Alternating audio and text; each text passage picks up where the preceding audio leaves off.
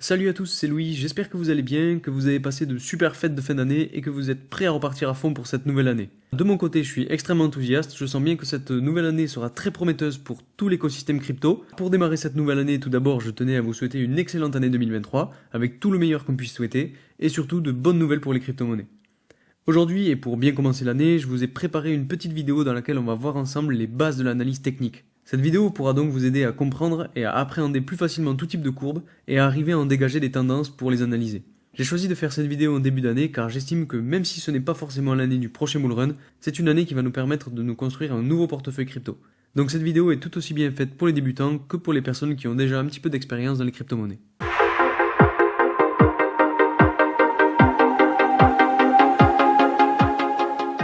Alors je fais cette vidéo car je me suis rendu compte que beaucoup de personnes qui s'intéressent au monde des crypto-monnaies ont souvent du mal à comprendre comment analyser les courbes. L'analyse de courbes représente la base pour arriver à appréhender le marché et investir intelligemment. Beaucoup de personnes pourront vous dire de faire du DCA par exemple, mais bon, le DCA c'est bien beau, mais je trouve que ce type d'investissement a ses limites, puisque ça vous permet d'investir à des intervalles de temps réguliers, mais pas forcément de façon intelligente. Évidemment, ce n'est que mon avis, et libre à vous de mettre en place la stratégie qui vous convient. En tout cas, si demain vous arrivez à comprendre et à analyser sur du court ou moyen terme les fluctuations probables d'une crypto, alors vous pourrez investir de façon plus intelligente et donc potentiellement être plus rentable. Pour vous donner un exemple rapidement, si vous êtes fixé d'acheter, je dis n'importe quoi, mais admettons 100 € de Bitcoin tous les mardis, et il se trouve que depuis quelque temps la courbe se situe dans un range, et qu'en plus de ça, ce mardi-là, elle est dans le haut du range, et bien sans connaître l'existence de cet intervalle, vous risquez d'investir au mauvais moment. Tandis que si vous aviez fait au préalable l'analyse de la courbe et que vous l'aviez eu sous les yeux, avec des différentes lignes de support, de tendance et de résistance, vous auriez pu attendre un petit peu que le prix redescende. Donc au lieu d'acheter le mardi, vous aurez un petit peu attendu et acheté le mercredi ou le jeudi. Les courbes crypto sont tellement volatiles que du jour au lendemain, il peut y avoir de grosses fluctuations à la hausse ou à la baisse. Alors c'est bien beau de dire tout ça, mais du coup, comment on fait? Eh bien c'est ce que je vais vous expliquer tout de suite. Juste avant de rentrer dans le vif du sujet, et comme d'habitude, pour ceux qui sont nouveaux sur cette chaîne, tout d'abord, bienvenue à vous. Je m'appelle Louis, je fais des vidéos sur toutes les thématiques qui tournent autour de la crypto-monnaie. Sur cette chaîne, on parle aussi finance et investissement, donc si ces thématiques vous plaisent, n'hésitez pas à vous abonner, et surtout à activer la petite cloche pour ne rater aucune de mes vidéos. Vous êtes de plus en plus nombreux à rejoindre la chaîne, ça me fait vraiment très plaisir, alors un grand merci à vous. D'ailleurs, objectif 1000 abonnés avant la fin de l'année, surtout qu'en plus je suis en train de préparer de nouveaux concepts très intéressants pour cette année 2023 et j'ai hâte de vous les présenter. Donc n'oubliez pas la petite cloche des notifications pour ne rien rater. Et bien évidemment, petit disclaimer, je ne suis pas un conseiller en investissement, toutes les infos que je vous donne sont simplement à but de divertissement. Je ne suis pas là pour vous donner des conseils financiers, donc diversifiez toujours bien vos sources avant d'investir dans quoi que ce soit. Alors déjà, la première chose à faire, c'est de vous rendre sur une plateforme qui vous permet d'avoir des outils d'analyse de charts. Alors je sais que beaucoup de personnes utilisent TradingView, c'est une plateforme très puissante et gratuite qui vous permet de faire ce type d'analyse, mais moi de mon côté j'utilise TradingView mais directement au travers de l'application de Binance. Cette application propose les mêmes fonctionnalités, vous allez voir pour la vidéo et pour ceux qui utilisent déjà TradingView, vous ne serez pas perdus, rassurez-vous. Donc pour y accéder c'est très simple, vous tapez juste Binance sur un moteur de recherche, vous créez un compte et ensuite vous arrivez sur cette page. Ensuite, une fois que vous avez fait ça, vous devez choisir la paire que vous voulez utiliser.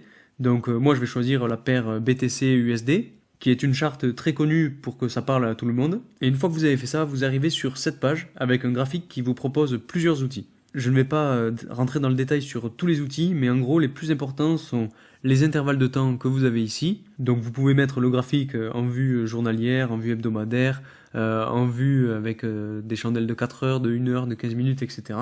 Vous pouvez aussi changer l'apparence du graphique avec plusieurs types de représentations, que ce soit en barre, que ce soit en chandelle, etc.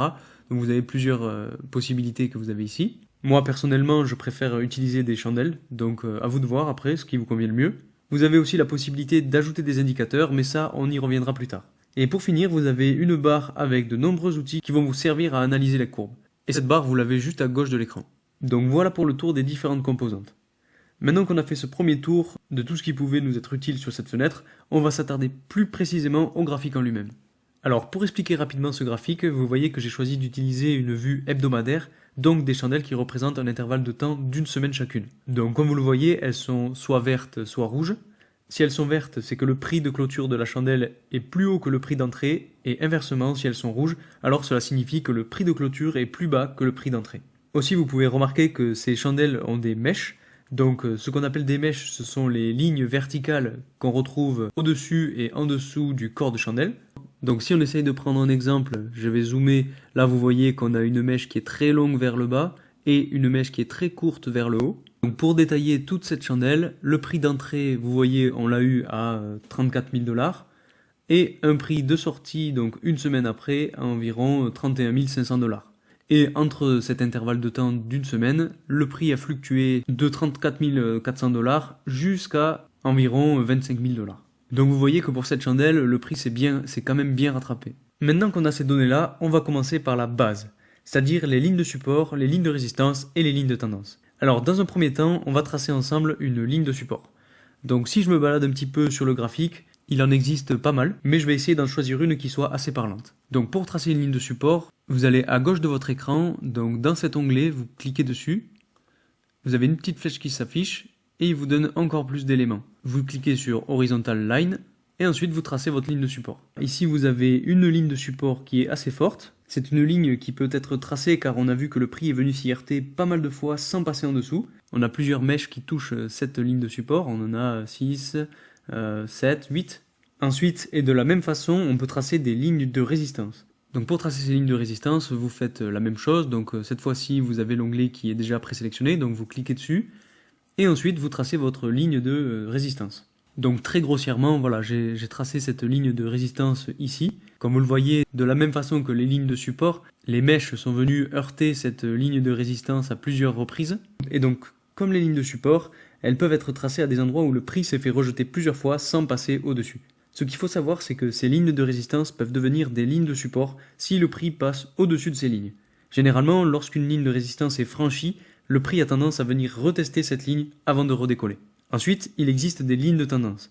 Ces lignes sont aussi très utiles pour analyser le marché. Elles permettent, comme leur nom l'indique, d'identifier des tendances haussières ou baissières. Pour prendre un exemple très parlant, on voit bien que lors du dernier bear market, on a une grosse tendance baissière qui s'est formée. Donc pour tracer ces lignes de tendance, vous allez encore sur cet onglet-là et vous cliquez sur Trendline. Et ensuite, pour tracer, voilà, vous pouvez faire comme ceci.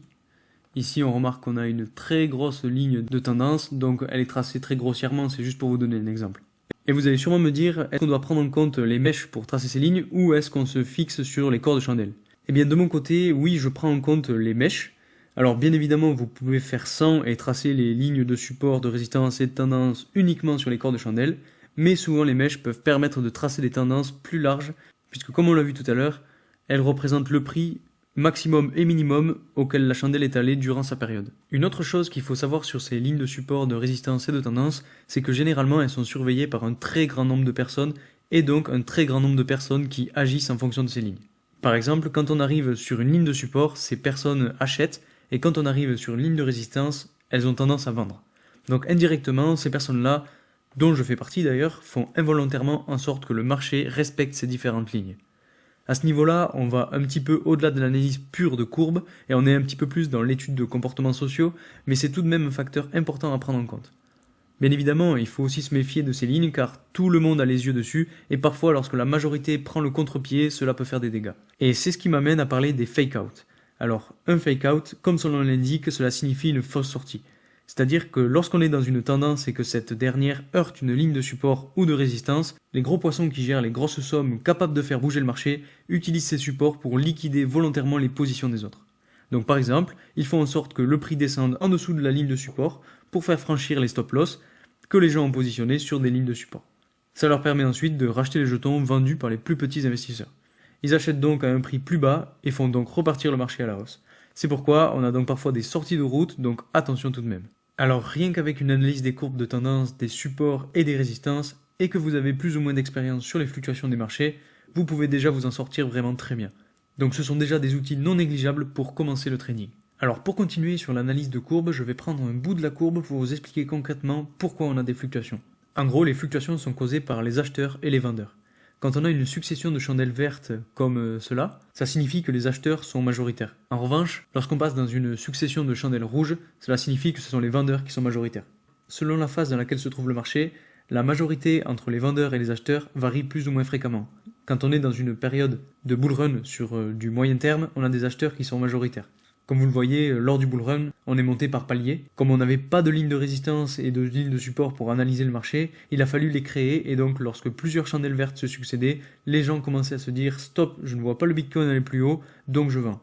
Et c'est ce qui amène les chandelles rouges et qui crée les lignes de résistance. Et inversement, Une fois que le prix est redescendu un peu plus bas, alors les gens recommencent à acheter petit à petit, ce qui crée une ligne de support et qui amène les chandelles vertes et ainsi de suite. C'est pour ça qu'on dit souvent n'achetez pas quand les bougies sont vertes et surtout quand on a des successions de bougies vertes, mais plutôt quand on est dans le rouge.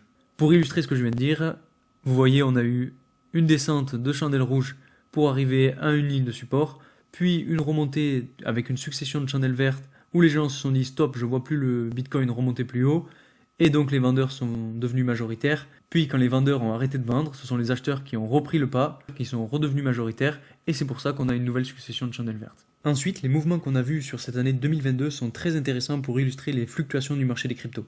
Comme vous le savez, on a connu un énorme bull run avec une progression du prix exceptionnelle, donc on était clairement dans un marché haussier, et ce qui le montre, ce sont les successions de chandelles avec des bas de plus en plus haut. Ensuite, on a connu une phase de bear market, où là, inversement, on avait une tendance baissière, avec des bas de chandelles de plus en plus bas, et aujourd'hui, on est en train de retrouver une certaine stabilité.